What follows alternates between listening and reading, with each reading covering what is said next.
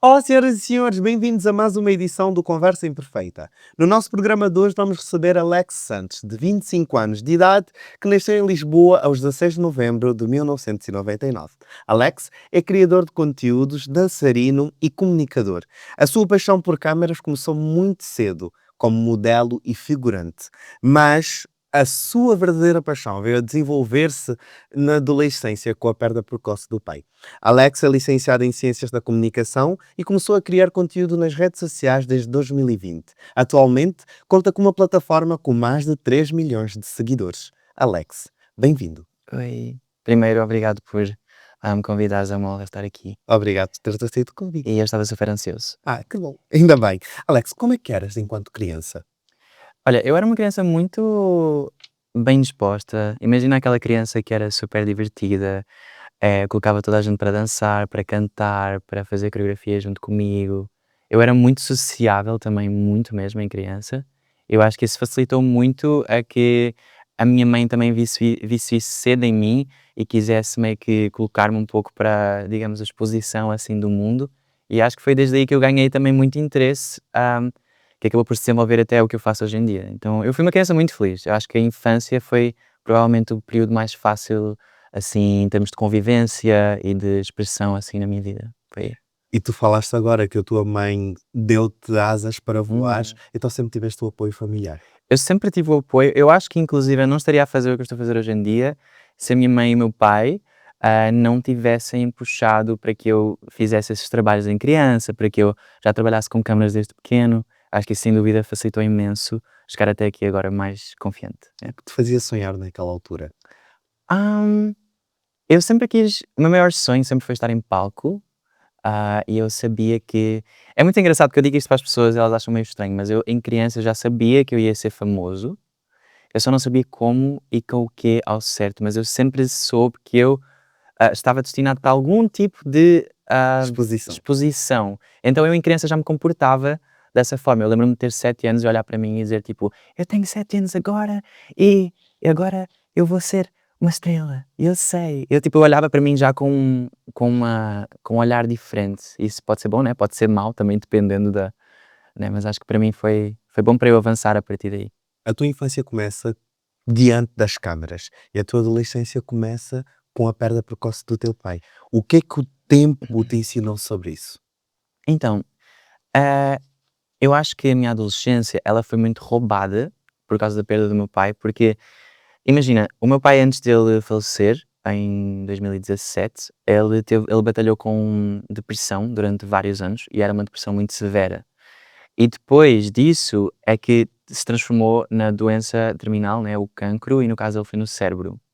Então eu acredito que uma coisa, a depressão estava muito relacionada à Ao doença desenvolvimento crónica, do ao teu pai. desenvolvimento no cérebro. E o cancro cerebral, ele é o pior porque, fica até meio estranho a falar sobre isto, porque ele afeta a mobilidade do corpo diretamente. Então não foi só a doença do meu pai, foi ver ele deixar de andar, deixar de conseguir se alimentar, deixar de conseguir ir aos lugares connosco. Então foi uma coisa muito dura.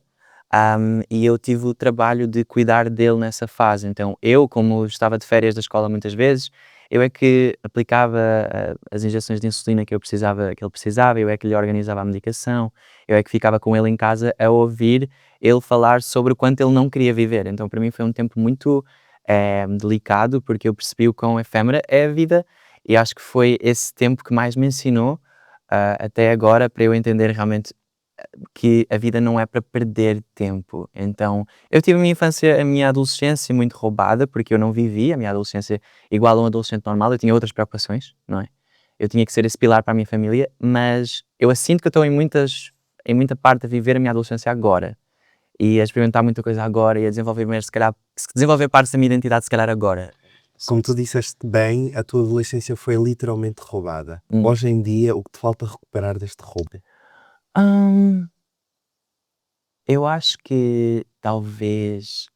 hum, Acho que eu tenho muita ingenuidade ainda para muita coisa, então eu acredito muito na bondade das pessoas sempre, a todo custo. Eu dou muitas chances para as pessoas sempre. Isto é uma coisa que o meu círculo próximo me diz sempre. E eu acho que isso faz com que é uma coisa que talvez na adolescência a gente aprende a não alargar um pouco mais. Então talvez eu acho que Não sei, porque ao mesmo tempo eu também me sinto muito maduro. Eu acho que emocionalmente eu sou muito maduro, e nas questões mais práticas, talvez mais da minha vida, que sejam mais racionais ou de resolver problemas, talvez eu seja um pouquinho menos desenvolto, eu diria. É um pouco difícil explicar Sim. como é que é isso para mim, eu acho. Mas eu acho que se continuas assim, genuíno, tudo bem. É a vida. Os atos ficam para quem os pratica, né? Uhum, E enquanto tu estiveres a fazer as coisas uhum. bem, está tudo bem. Mas como é que encaraste a perda do teu pai? Sendo que tu presenciaste praticamente, paulatinamente, a morte dele. Uhum. Então, quando o meu pai faleceu, eu estava com a minha mãe ainda em casa. A minha irmã já estava na Coreia do Sul. Para quem não sabe, eu tenho uma irmã na Coreia do Sul e ela estuda lá engenharia biomédica, está a formar-se agora, enfim, está quase a graduar-se, doutoramento e depois mestrado e doutoramento. E ela não pôde assistir de perto, mas eu e a minha mãe assistimos tudo de perto, então era muito complicado porque não tinha a minha irmã para me apoiar nela, era só eu e a minha mãe. Todos os dias a gente ir à unidade de cuidados onde ele estava intensivos e depois todos os dias ir à unidade de cuidados paliativos. E a morte dele foi tão rápida, foi em questão de uma semana. Foi uma semana depois do meu aniversário. Ui. Então, o último momento que ele esteve mais ou menos bem foi para me cantar os parabéns quando eu fiz 18 anos. Sentes que foi a despedida? Eu sinto que foi uma despedida, porque foi assim uma coisa muito estranha, porque ele mal mexia as mãos, ele estava mesmo mais para lá do que para cá. E depois disso foi tipo uma palmadinha das costas e acho que foi o último contacto que eu tive com ele, o último toque assim. Então para mim foi muito, eu fiquei muito apático durante muito tempo que eu não acreditava. Era estranho para mim, tipo, eu costumava ligar para o meu pai até na faculdade e tudo, falava com ele 10 minutos, eu reaproximei-me muito dele nos últimos 2 anos da vida dele. Então foi muito estranho para mim, eu não conseguia falar mais com ele. Tipo, como assim ele já não existe? Como assim eu já não vou conseguir ligar para o meu pai? Tipo, como assim eu não vou conseguir desabafar com ele? Porque o meu pai era um pouco mais calmo, ele era uma pessoa mais tranquila, então eu conseguia falar com ele com coisas que se calhar com a minha mãe eu não conseguia, se bem que a minha mãe é maravilhosa. Mas o meu pai era um homem assim mais do norte, assim, mais tranquilo, então para mim foi estranho perder isso. Eu acho que só me caiu mesmo na realidade, eu acho que um ano depois, é que eu acho que caiu em mim, eu fiquei tipo, uau, eu perdi o meu pai mesmo. Acho que eu sofri um pouco mais esse tempo depois. E o que é que te transformou nesse processo? Tudo. Tipo, tudo literalmente. Eu acho que eu criei uma nova pessoa, uma nova identidade, que é quem eu era antes do meu pai e quem eu era depois do meu pai falecer. Eu literalmente sou uma pessoa nova. Isso afetou a tua coragem de quem tu és ou deu-te mais força para seres quem tu queres ser? Essa é uma ótima questão. Eu acho que os dois. Se for possível, eu acho que os dois. Porque por um lado, a pessoa fica com, né, depois de assistir uma coisa, presenciar algo assim na vida, nós ficamos mais frágeis, por um lado, mas por outro lado, a fragilidade e a vulnerabilidade, por muitas vezes, é a nossa força. Então foi aí que eu encontrei a força para pensar: queres saber? Tipo, eu perdi uma das coisas mais importantes da minha vida. Se eu for eu próprio agora, a partir de agora, e não quiser perder tempo da minha vida nenhum, eu posso ter o melhor da vida, que é eu ser eu próprio e sem me sentir mal por isso e sem entendes? Então acho que me deu muita força para eu conseguir, a partir daquele momento, ser intrinsecamente eu próprio. O que dirias ao Alex de 18 anos que, logo depois de perder o pai, sem saber o que viria a seguir? O que é que eu diria? Hum, Faz exatamente tudo o que estás a fazer. Porque se eu fosse mudar alguma coisa para o Alex de 18 anos mudar, eu não estaria aqui agora. Eu poderia estar até melhor, talvez, poderia, mas eu não sei isso. Então, é preferível eu dizer para eu continuar a fazer aquele caminho, porque eu sei onde é que esse caminho vai dar e neste momento esse caminho deu a um lugar muito bonito na minha vida. Eu prefiro isso do que tentar alterar ou dar um conselho que possivelmente poderia mudar tudo. Já perdoaste a vida por te ter tirado parte da adolescência? Ah, Eu sou muito bem resolvido em relação a tudo e isso é uma coisa que eu não. Eu guardo aquela mágoa, tristeza, mas eu não deixo ela afetar o rumo do resto da minha vida, porque a vida é feita de fases e as perdas fazem parte dela, quer a gente queira, quer não. E eu já lidei com algumas, essa foi obviamente a mais difícil para mim, mas eu sinto que eu sou muito, uma pessoa muito reconstrutiva, então eu tenho uma forma de me reinventar, e de meio que renascer das cinzas muito própria minha. Então eu renasci após cada queda que eu tive. Uma fênix. Tipo uma fênix. O que guardas como herança da tua infância? Hum, Adoro essas perguntas, uau, muito filosófico, pera. Memória da minha infância, ahm, eu acho que as festas que a gente fazia em minha casa, de final de ano, acho que é tipo as coisas que mais. Não sei se era essa a pergunta exatamente. É as tuas As heranças. minhas heranças, no sentido do que é que eu peguei da minha infância, Sim. tá. Mas as festas, eu acho que tá. Eu amava as festas que a gente fazia em criança. Talvez. Eu sinto que a minha essência é muito a mesma. Eu sinto que agora eu sou muito mais eu em criança do que eu era quando era realmente adolescente. Sentes-te ainda viver a tua infância. Exatamente, eu sinto que eu sou muito eu, ou seja, se pegares uma foto minha em criança Aham. e uma foto minha agora e comparares como eu era em criança e agora, eu sinto que é 100% eu. Eu era muito eu já naquela altura, mas eu fui muito quebrado, não só pelos moldes da sociedade, mas também por tudo o que aconteceu na minha vida. Fui muito quebrado ao longo dos anos e fui muito meio que despedaçado. Então eu tornei-me uma versão de mim mesmo que não era muito eu, até fisicamente eu não me sentia eu próprio, eu não. E depois passamos pela puberdade, e passamos pela escola, e é crítica, e é tu teres medo das pessoas criticarem tudo. Eu acho que isso dificultou um pouquinho, assim, para eu ser eu próprio. Agora eu sinto que eu sou muito eu em criança, então herdei tudo. Acho que Herdaste é tudo. É tudo, tudo o que tu trouxeste como é bagagem. tudo. Se tu pudesses voltar aos teus 18 anos e a uma semana depois do teu aniversário e dizer uma última palavra ao teu pai, o que seria? Oh my God! Nunca me fizeram essa pergunta. Ahm, eu diria... Perdoo-te por tudo aquilo que alguma vez possas ter feito de errado e espero voltar a reencontrar-te em breve, não tão breve, mas em breve, e espero poder sentir o teu espírito e a tua presença perto de mim, na minha vida toda. Ainda bem. Eu acho que isso é muito importante, Yeah. esta reconciliação Uhum. e este entendimento. Mas hoje tens entendimento de algumas atitudes do teu pai para contigo?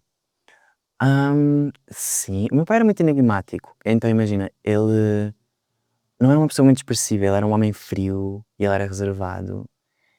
E eu sempre fui muito uma bolha de emoção e de expressão, e ele era o oposto. Só que o meu pai, dentro do próprio enigma da personalidade dele, ele conseguia ser muito, eh, muito ainda assim expressivo. Eu entendia o que ele queria dizer sem entender. Houve uma vez que o meu pai viu-me a chorar, e eu provavelmente estava a chorar porque eu estava a lidar com aqueles problemas de descobrir a minha orientação sexual, ou sei lá, na altura. E eu na altura estava muito triste com isso, porque eu não queria ser diferente, eu não queria ter que me revelar para o mundo, ou ter que sentir que eu era diferente das pessoas. E o meu pai olhou para mim e disse: "Então, mas tu estás bem? O que é que se passa?" Eu: "Não, tu não vais entender." E ele olhou para mim, Olho dead, no olho. dead in the eyes, e ele disse assim: "Talvez eu vá entender, fala comigo." E quando ele disse aquilo, eu pensei: eu acho que ele sabe o que é que eu iria dizer. Acho que os pais sabem, Eu acho que sim. mas o meu pai, ele tinha várias tendências que eu diria homofóbicas, então ele veio daquele preconceito. O meu pai nasceu em 1956, então imagina o preconceito das pessoas dessa geração, é mais intrínseco do que em nós. Eu achava que ele nunca iria compreender, nunca, nunca, nunca, e eu nunca sequer falei nada para ele. Ele faleceu e eu nunca pude realmente mostrar-lhe ou apresentar-lhe um namorado, nunca pude fazer isso. Mas sentiste. Mas eu acho que eu senti naquele momento que ele iria entender. O que é para ti a família hoje? A minha família, para ser sincero, são duas pessoas, que é a minha mãe e a minha irmã. Eu não sou uma pessoa que eu posso dizer que tenho uma grande família. Eu que fui criando a minha família. Ou seja, os meus amigos são a minha família, pessoas que me apoiam são a minha família, os meus fãs são a minha família, pessoas que eu consigo sentir que eu vou criando um laço, e pessoas que realmente me compreendem e que não me julgam por nada e que se identificam comigo de alguma forma, ou que ouvem o que eu tenho para dizer e não me julgam, não fazem um pré-julgamento direto logo de algo que vem ou do que ouviram, entendes?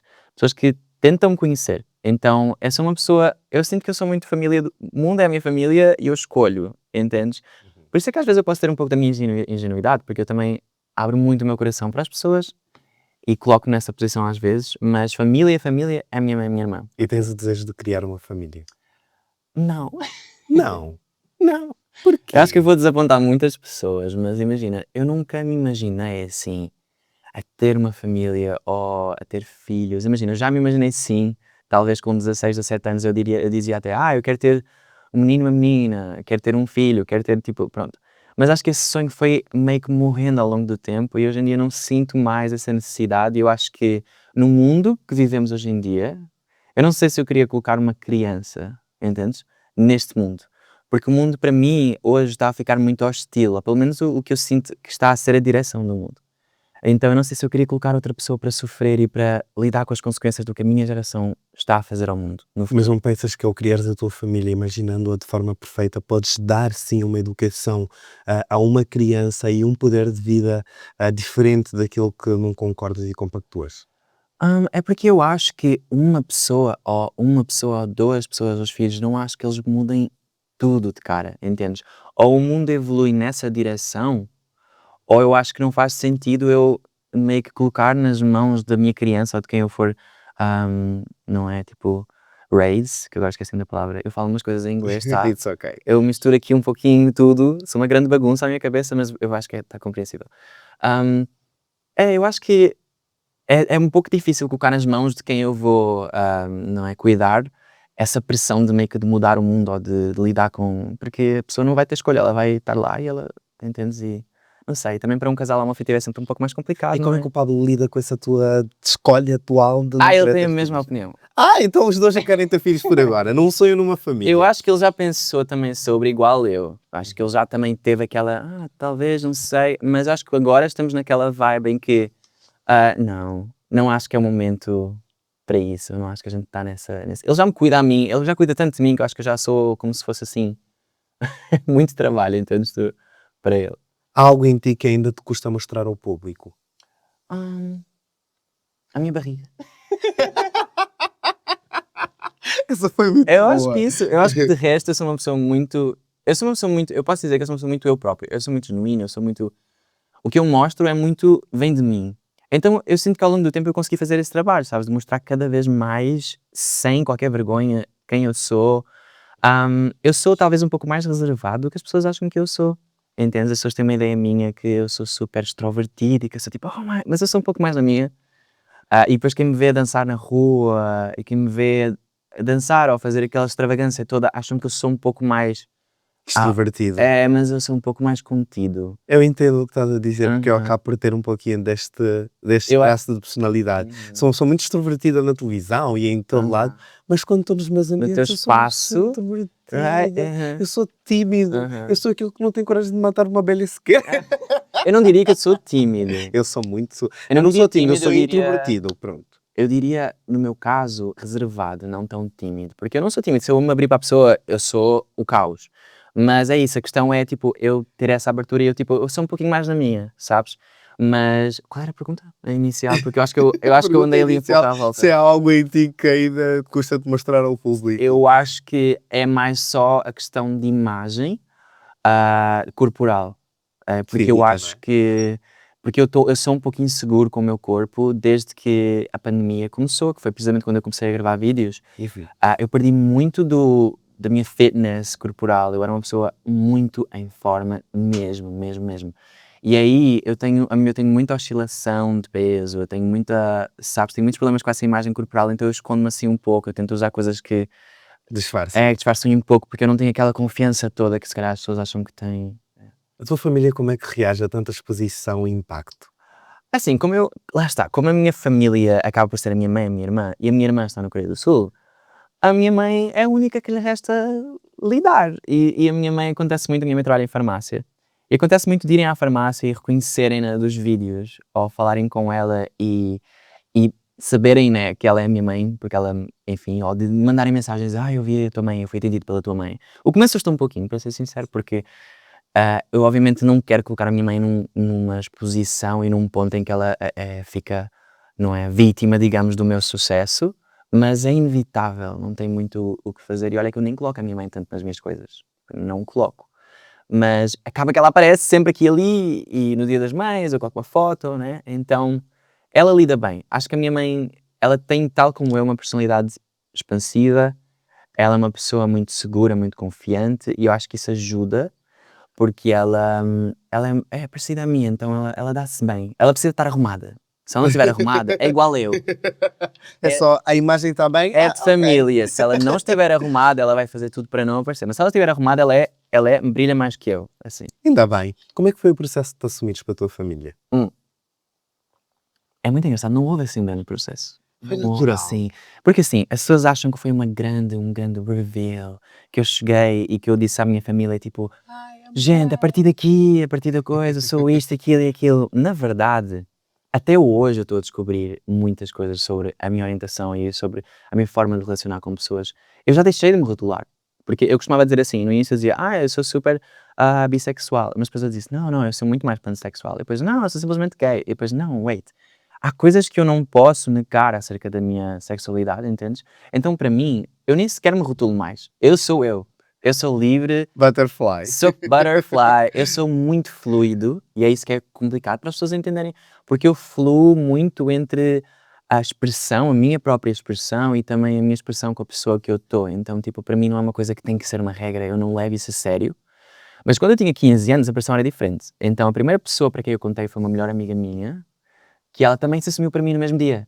Então eu fiquei, oh my God. Encontro desse Foi um encontro, eu não fazia a mínima ideia. E depois foi a minha irmã, foi a primeira pessoa que eu me assumi. Na verdade foi a minha irmã que me perguntou. Ela disse, olha lá. E a minha irmã, eu fiquei, oh my God. E a minha irmã é intimidante. Eu tenho assim um medinho da minha irmã. I love her, mas ela dá medo. E ela virou para mim e pop the question, ela perguntou. Eu não lembro exatamente o que é que ela perguntou. Eu olhei para ela e eu disse, sim, é verdade. E aí ela riu e, pronto, eu já sabia, mas pronto, era só para não sei o quê. E aí eu comecei a chorar, porque é aquela coisa do género, oh my God, eu falei para alguém.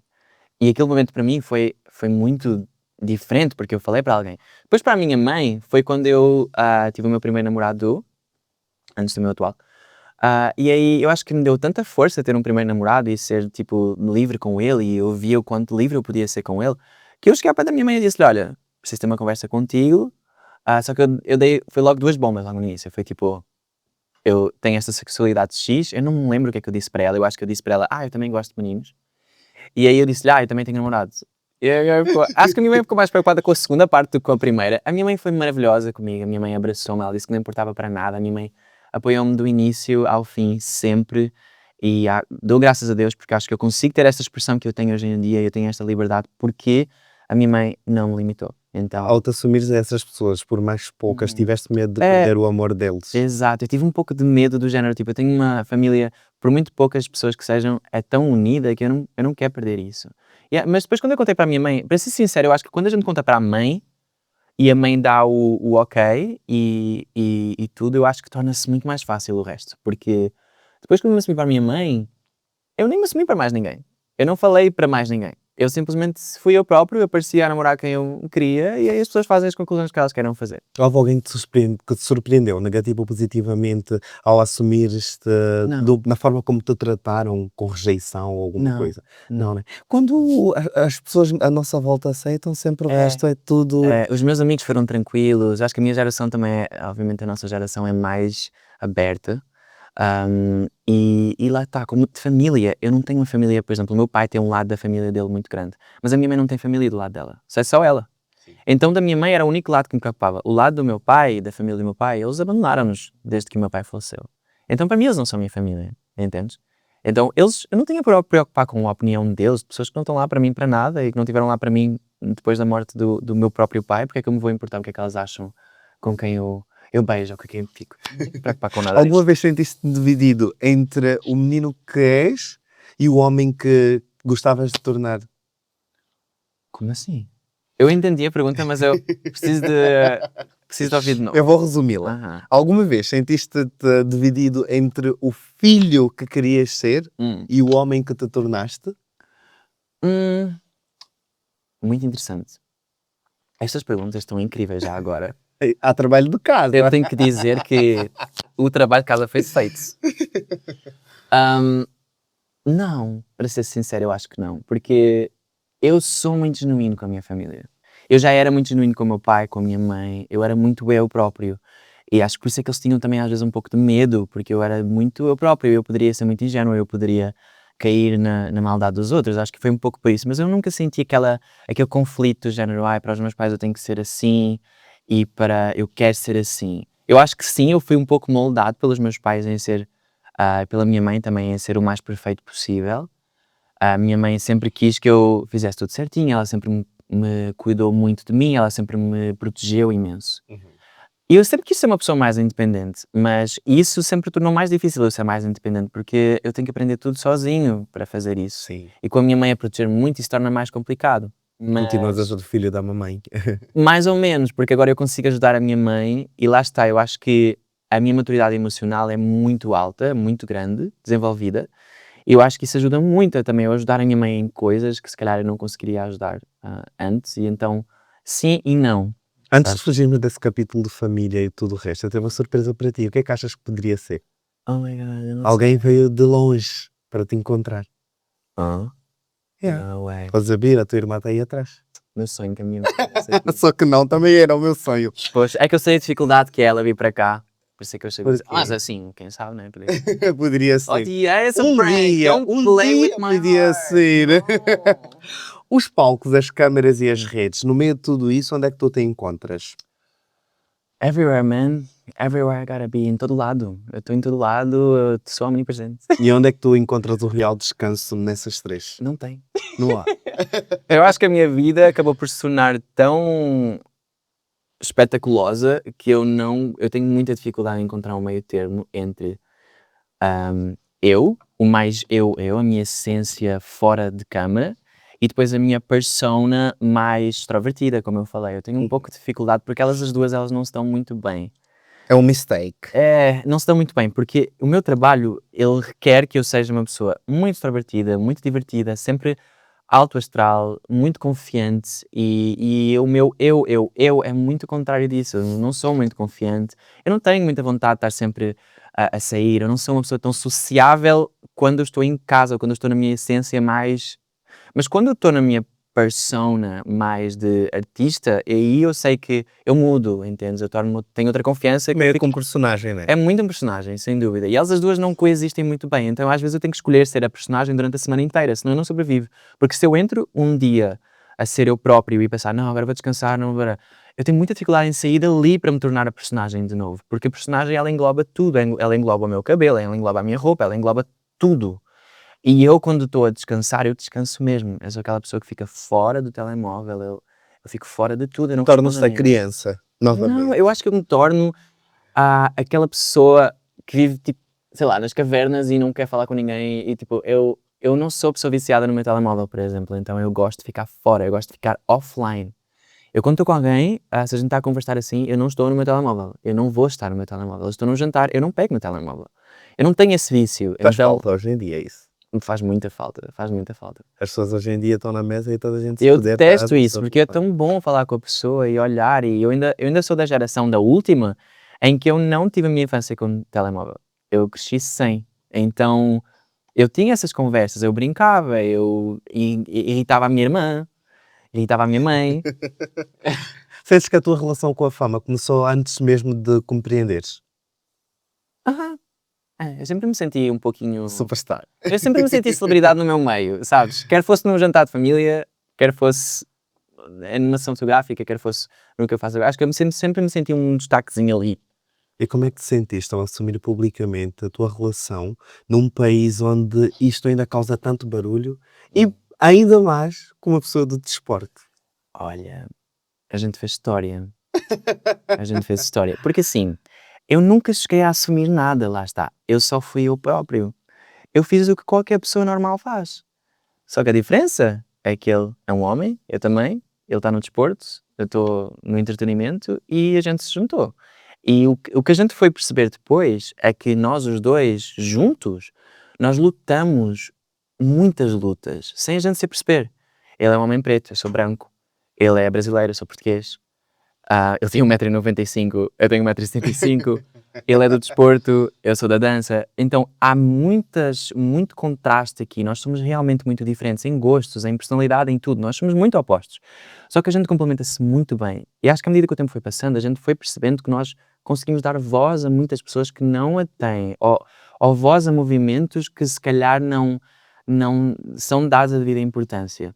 E aí, quando eu percebi isso na minha cabeça de criador de conteúdo, eu fiquei, poxa, realmente, eu só estava a viver a minha vida, eu vivo a minha vida normal, e porque, imagina, quando um casal hetero vai para um jogo, a mulher vai assistir o namorado jogar, ou a namorada assiste o namorado, ou vai com o meu namorado a um show, enfim, ninguém se importa, ninguém quer saber, ninguém questiona aquilo. Mas quando sou eu, meu Deus, o que é isto? Um casal, isso não é um casal, é uma aberração. Aberração. Como é que é uma aberração? O amor, ele não distingue género, nada. O amor é o amor. Uma pessoa ama a outra, tal como um pai ama um filho, a mãe ama o filho. O amor assume diversas formas.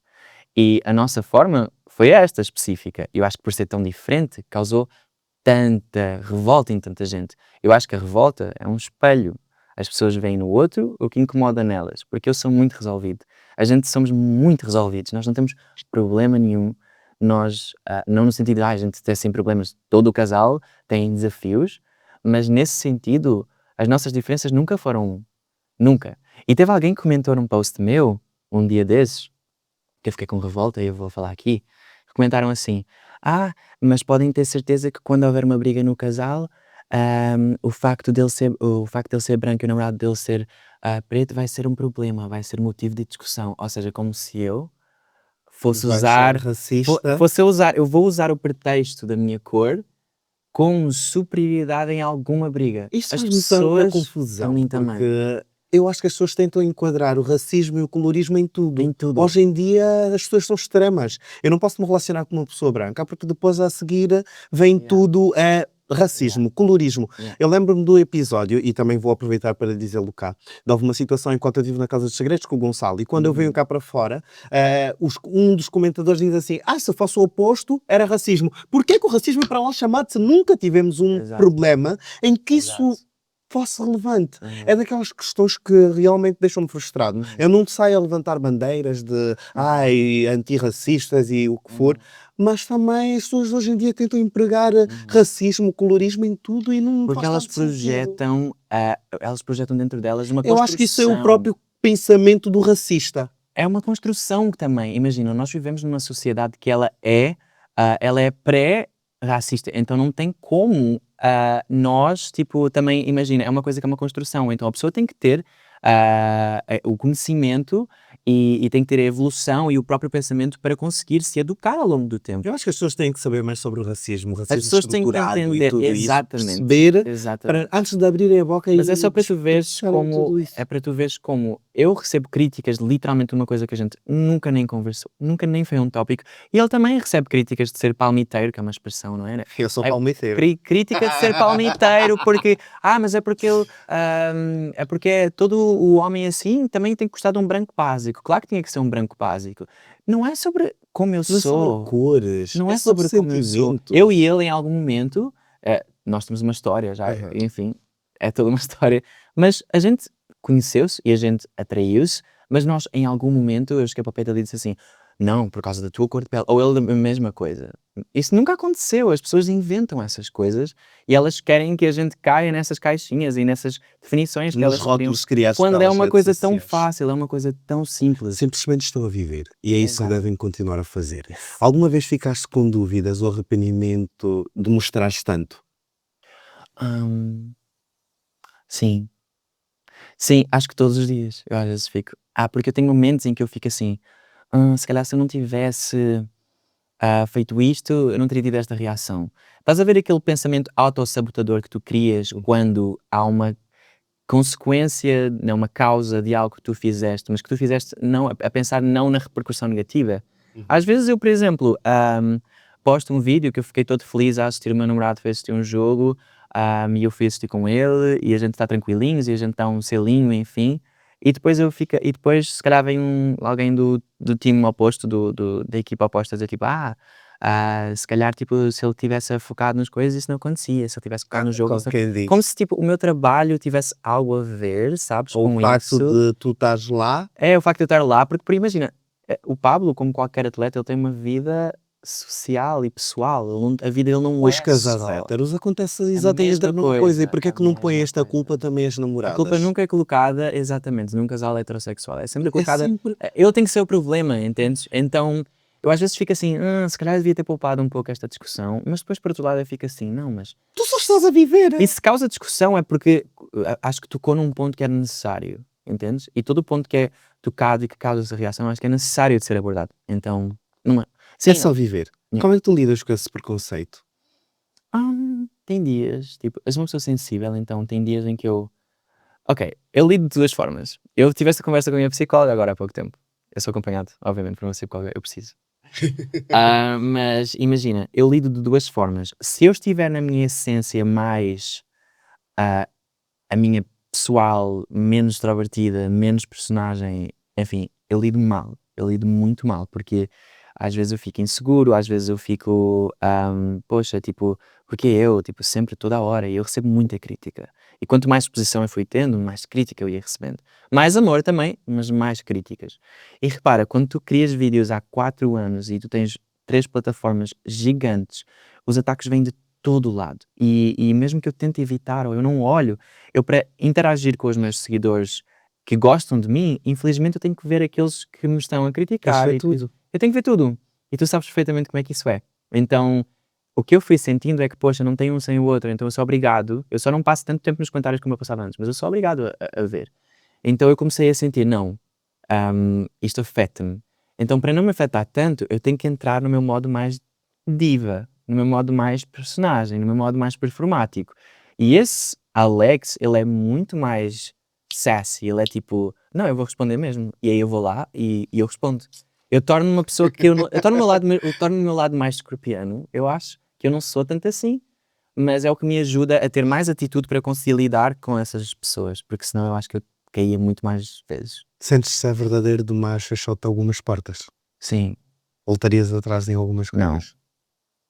Fechou-me muitas portas. Ser eu próprio fechou-me, em Portugal, muitas portas. Muita coisa cancelada, muita coisa que eu não fui escolhido, muita coisa. Se eu for falar, acho que a gente fica aqui 1 hora.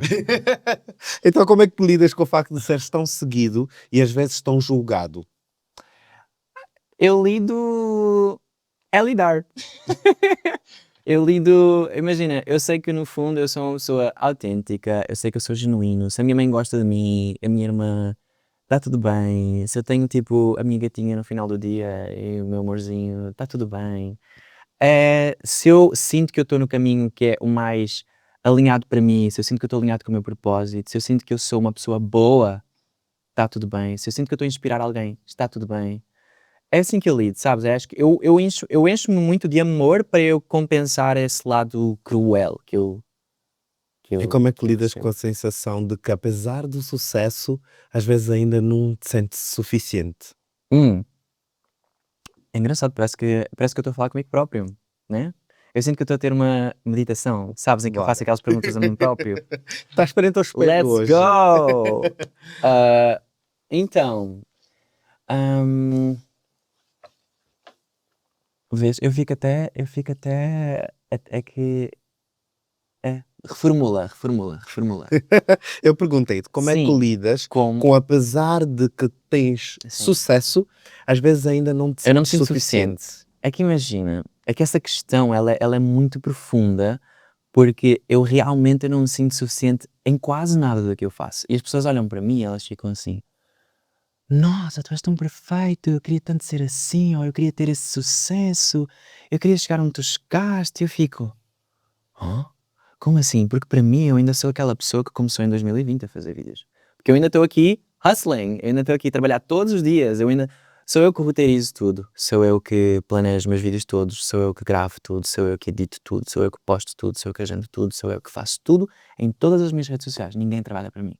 Então, se eu não tenho esse apoio, para mim é como se eu estivesse ainda como no dia 1, eu estou ali e acho que isso fez-me muito perfeccionista, porque eu sou um perfeccionista ao nível máximo. No meu conteúdo então, eu às vezes passo 5, 6 horas no só conteúdo para eu certificar-me que fica bom, mas eu prefiro trabalhar com qualidade do que quantidade. Então eu não sou aquela pessoa que vai postar todos os dias, 2 vezes por dia, um vídeo com low quality, não sou. Eu prefiro postar 3 vezes, 4 por semana e eu sei que eu vou fazer vídeos bons e que vão chegar onde eu quero. Eu sou assim. Mas isso é o perfeccionismo a falar por si. E isso é o facto de eu sentir que eu não sou suficiente nas coisas simples. E será que posso dizer que estamos diante de falta de merecimento? Sei, talvez. São terapias, vocês vão achar que eu tenho imensos problemas. Eu dependo, estás a ver? Eu tenho Eu quero autoestima. chegar à conclusão de que estamos na geração da falta de merecimento. Sem dúvida, eu acho que sim. Ultimamente, com quase todas as pessoas que eu tenho falado, Aham. chega essa sensação de Sim. não sentir que faz o suficiente, Sabes o que é que eu não é acho? Porquê? merecedor. Eu acho que nós vivemos na era da informação, e não só da informação, mas do overload de informação. É muita coisa. Então tem muitas pessoas para tu te comparares, tem muito produto que tu podes comprar, tem muita coisa que tu podes fazer para melhorar a tua estética, a tua aparência, tem muita coisa que tu podes alcançar, porque alguém, imagina, tu alcanças isto, mas alguém já alcançou aquilo. O que é que tu estás a fazer E tu aqui? dizes assim, cheguei tarde. Cheguei tarde, então mas porquê é que tu não estás aqui? E quando tu chegas aqui as pessoas ficam, mas aquela pessoa já está aqui. E por muitas vezes a pessoa que chegou aqui é uma pessoa 5 anos mais nova que tu, Se que calhar não começou temos há que um ano comparar atrás. menos. Exatamente. É aí que eu chego. Eu deixei de me comparar ao processo dos outros e ao relógio dos outros, porque é muito tóxico quando a gente compara a nossa jornada das outras, porque nós não temos todos as mesmas 24 horas, não temos todos a mesma família, não temos todos o mesmo background, a mesma história, os mesmos traumas e os mesmos sonhos. Então as pessoas com quem eu comecei, se calhar em 2020, a criar conteúdo, hoje não resta uma. Resta talvez os BRK, o meu grupo de dança com quem eu estive com eles a criar conteúdo. Talvez façam conteúdo, mas todos nós mudámos o que a gente fazia. Então as pessoas com quem eu comecei, poucas sobreviveram hoje em dia. E falaste dos BRK.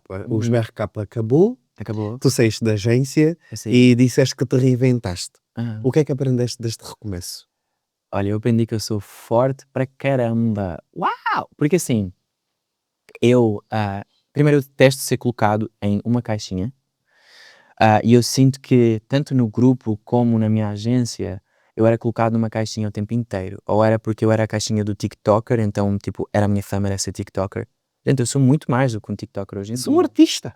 Eu sou muita coisa. Reduzir-me a TikToker é redutor mesmo, porque eu tenho outras plataformas gigantes também e eu trabalho para elas igualmente como eu trabalho para o TikTok e com resultados bons ou maiores às vezes, então não faz sentido eu ser reduzido a isso quando eu acho que eu já alcancei algo maior, entendes? Então eu sentia-me que sempre colocavam-me nessa caixa e essa caixa e não exploravam os meus próprios interesses, entendes? Tipo, eu sou muito interessado em muita coisa, mas eu sinto que eu tinha que ser aquela versão que só fala de coisas meritamente portuguesas e que fala no nicho de Portugal e que comunica de uma forma exclusivamente portuguesa para marcas portuguesas, para um público que se calhar nem era o meu público, porque repara, e tu sabes disso, nós só por não sermos meninas, perdemos muito nesta indústria. As meninas elas estão 3 passos à frente em relação a produtos, elas têm muito mais o que elas podem vender, a imagem delas é mais clean, é mais Se pretty tu para vender pegas as agora e coisas. fazes um conteúdo sobre produtos femininos, já ao invés de querer Eu ser, nunca é ganho. só. Eu nunca ganho, entendes? Porque se eu faço isso, eu vou ser criticado porque eu não sou uma menina a fazer. É isso que E se eu estava a fizer um dizer. conteúdo de apostas de futebol, sei lá, um conteúdo heterossexual, eu vou ser criticado, porque eu obviamente não entendo nada de futebol. Mas porquê? Porque é um conteúdo também não é para mim. Eu estou num intermédio que é muito complicado. Que é tudo rotulado, ou é rapaz ou é tudo menina. rotulado. Eu tive que fazer um trabalho tão difícil ao longo dos anos para que as pessoas conseguissem distinguir essas coisas e conseguisse ter mérito por ser eu próprio. Então eu acho que o caminho que eu tive que desbravar foi talvez 3, 4, 5 vezes mais difícil do que se calhar não querendo tirar mérito, obviamente, do trabalho das outras pessoas, mas eu estou a falar em termos de oportunidades, em termos de parcerias, em termos, entendes? Isso para mim foi uma luta. Mas então, pronto, no grupo, o grupo acabou porque, sinceramente, foi muito pelo, não posso dizer muita coisa, mas foi muito pelo investimento ou a falta dele no projeto, e nós éramos 4 pessoas muito apaixonadas, a Constanza Ariza também, quando ela fazia parte do projeto, entretanto ela saiu, éramos todos muito apaixonados pelo que fazíamos, queríamos todos muito que desse certo, tínhamos um grupo próprio também em que a gente falava tudo e discutíamos muito, muita frustração, até que chegou um ponto em que eu acho que eles próprios desistiram de nós e esperaram a gente desistir para depois acabarem com aquilo. Com esta Então, saída, este recomeço, tiveste medo de nunca ter sido levado a sério? não. Estavas confiante? Estava, porque eu acho que já estava tão farto. Eu estava muito cansado de estar numa agência, ou pelo menos naquela agência específica. Como estavas cansado e hoje estás em liberdade. Estou muito Acho- livre. Eu sinto-me, estás a ver Free Britney? É como eu me sinto, estou livre. Trabalhar Então, sozinho hoje é uma forma de liberdade ou é uma de proteção? perdão? Ainda? Trabalhar sozinho hoje é uma forma de liberdade ou de proteção? Os dois, pode ser os dois também. Eu sinto que eu dou respostas muito ambíguas, desculpa, mas é que é assim, eu disse que eu sou bem fluido nas minhas respostas, eu acho que é os dois. Porque eu consigo, por um lado, eu trabalho para mim próprio, eu faço os meus orçamentos, eu respondo às minhas coisas, eu seleciono também o que é que eu acho que faz mais sentido para mim, eu vou atrás, que isso é uma coisa que falta muito em agências, elas irem atrás para o teu interesse. É muito difícil. As agências ficam à espera. Elas ficam à espera que caia do céu e que venha. E mesmo eu dizendo não, mas falem com isto, falem.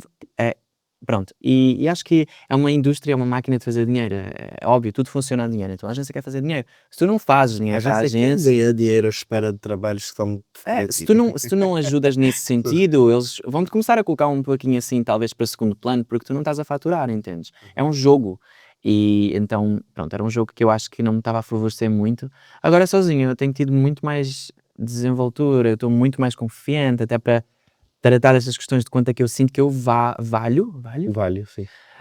hum, para uma campanha, por exemplo. Antes eu costumava colocar muito abaixo as coisas e eu hoje em dia sou, não, o meu preço é este. Se Então, quiserem está se tudo bem, quiserem, se não quiserem também está tudo bem, a não, vida não, está segue. tudo bem. Para ti o que é liberdade hoje? Liberdade é eu. Sempre que eu penso em liberdade, eu penso na terrinha do meu pai, que é em Bragança, eu penso nos meus padrinhos que moram lá, e eu penso nos campos. Estás a ver aqueles campos de terra batida, tipo, muito longe, tipo, enormes? A liberdade para mim é assistir o pôr do sol num desses campos e é correr. Isso é liberdade para mim. Acho que é tudo o que não envolve o que eu faço, é liberdade. É Eu ficar sinto, sem eu limitações. sinto numa prisão muitas vezes no que eu faço e no que eu construí, entendes? Então para mim é bom eu sentir minha liberdade por vezes, de vez em quando, eu ter uma escapar e ir para lá um pouco e sentir a natureza, faz muito bem para mim, para a minha.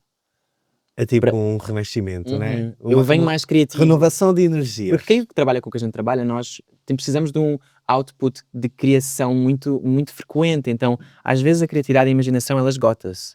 Eu preciso, às vezes, de voltar a encontrá-la e de voltar a encontrar essa criatividade. Tens alguma fé ou crença que te sustenta em dias difíceis? Hum, Uau, uma questão. Hum, eu acho que talvez hum, o facto de eu saber que tipo, no final do dia eu vou continuar a estar lá e eu vou continuar a existir comigo mesmo. Então, se eu me amar, tipo, mesmo que tudo dê errado, toda a gente me odeia. Imagina que acontece alguma coisa, toda a gente me detesta e toda a gente se vira contra mim e que isso é um medo meu mesmo. Tipo, acho que desde criança eu tinha muito medo que as pessoas me abandonassem e se virassem todas contra mim e sei lá. Eu acho que se eu estiver bem comigo mesmo, no final do dia, é isso que importa. E quando eu tenho dias muito, muito complicados, eu penso, não, eu só preciso de mim próprio, da minha energia, da minha essência, dos meus pensamentos, tipo, minimamente positivos. Eu preciso do meu quarto também, à noite, com as minhas luzinhas, que eu tenho umas luzinhas neon. E acho que aí também. Esse é o teu ritual. Uhum. E incenso também. Ah. O que é que não fizeste por medo? Hum. Olha, não fiz algumas audições, eu acho, por medo de julgamento. Audições, quando eu digo quer seja a atuação, quer seja ahm, a cantar, dançar, enfim. Houve algumas coisas que eu escolhi não fazer por medo de ser julgado por não ser bom o suficiente. Eu já percebi que a gente nunca é bom o suficiente até fazer.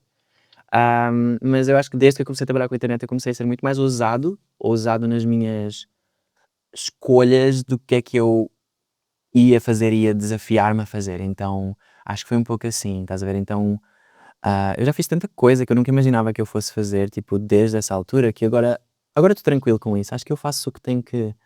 Eu acho que eu tomo mais riscos agora do que eu tomava antes. Quando te imaginas no futuro, quem é que tu queres ser para ti e para os outros? Hum, eu quero ser alguém que as pessoas veem como uma inspiração em termos de expressão pessoal e eu acho que bondade e simplicidade, porque eu não sou uma pessoa assim muito complicada, eu sou uma pessoa bastante simples até. Mas eu quero que as pessoas olhem para mim e se inspirem nisso para elas poderem ser aquilo que se calhar eu não fui mais cedo. Porque eu fui numa fase assim, já a partir dos 20, 21 foi quando eu comecei a desenvolver esta fase minha. Eu quero poder inspirar adolescentes, se calhar mais cedo, a serem assim e a desbravarem o mundo assim. E para mim próprio, eu, eu não tenho conselhos mais uma vez. Eu acho que eu estou a fluir e é isso. Eu estou a fluir e eu estou fazendo o meu tempo e assim como está ótimo. Eu também não sou uma pessoa muito greedy, eu não sei dizer em português. Ou seja, não sou uma pessoa que pede demasiado ou que nunca está satisfeita. Eu muitas vezes estou muito satisfeito com as coisas. Eu não sou aquela pessoa que quer mais e mais e mais e mais e mais. És uma pessoa grata, pronto. Eu sou muito grato. Acho que é isso. Sou muito grato. Se pudesse voltar atrás e dizer algo ao Alex que vivia em silêncio, o que dizias? Ou o que lhe dirias? Ahm, o teu futuro, o teu, já não vai estar mais em silêncio. Então, não penses muito nisso. Ele poderia continuar em silêncio, esse Alex. Mas desde que ele soubesse que no futuro ele iria ter pessoas para o ouvir, acho que seria tranquilo para ele, porque eu sei como é que eu penso. Então, às vezes só preciso de uma segurança no futuro, que algo vai estar bem, e às vezes não preciso dizer muito para dizeres muita coisa ou para dar certo. Então é isso. Alex, foi sem sombra de dúvidas uma das melhores conversas que eu tive aqui nesta mesa. Obrigada. É porque é uma conversa muito fluida e nem parece estar a vir de ti. Tu tens realmente essa imagem do bebezinho, de uma pecinha, de uma criancinha, mas quando começas a falar, viajamos. Viajamos no tempo, desde a conversa da morte do teu pai e até o teu atual, o teu presente. Foi uma viagem é uma que eu montanha adorei russa, né? fazer. Obrigado. Adorei. Foi um prazer te conhecer de verdade e ter essa conversa mais do que imperfeita contigo. Obrigado. Obrigado por ter Foi aceito perfeita mesmo. para mim. Para mim foi perfeita, porque sempre descubro as vossas imperfeições. É verdade. Para você que está aí do outro lado, sabe que a missão continua a ser a mesma. Subscrever o nosso canal do YouTube, Conversa Imperfeita, e pode acompanhar durante a semana toda cortes no nosso Instagram, _Conversa Imperfeita, e também no nosso TikTok, Conversa Imperfeita. E já sabem que podem ouvir enquanto conduzem. Ir ao Spotify, Conversa Imperfeita, e estão a par de tudo. O meu agradecimento especial continua a ser ao patrocinador Cani Marcel, que faz isto acontecer, e a Impulso Room, que diariamente foca-se na edição e gravação destes conteúdos. Para vocês, amem-se em primeiro lugar, porque só assim vão conseguir amar os outros. Paz nos vossos corações e até para a semana. Beijinhos.